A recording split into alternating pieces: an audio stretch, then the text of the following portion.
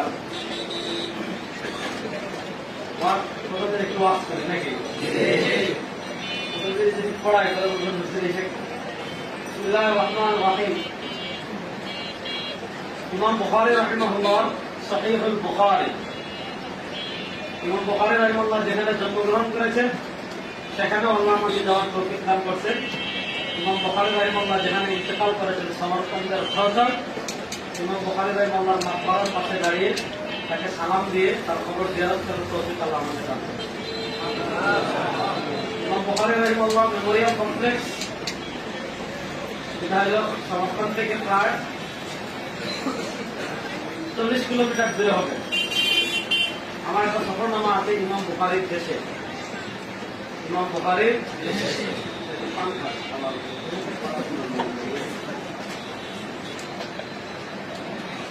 কি নাম? ইমাম বুখারীর দেশে।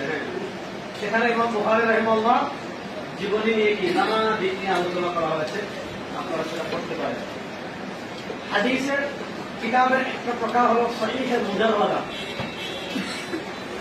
হাদিসের কিতাবের একটা প্রকার হলো কি সহিহে মুজাররাদা, অর্থাৎ মুসান্নিফ যেখানে শুধু সহিহ হাদিসগুলো জমা করবেন, মুসান্নিফ যেখানে শুধু কি করবেন সহিহ হাদিসগুলো। সহিহ মুজাররাদা একটা উল্লেখযোগ্য কিতাব হলো সহিহুল বুখারী।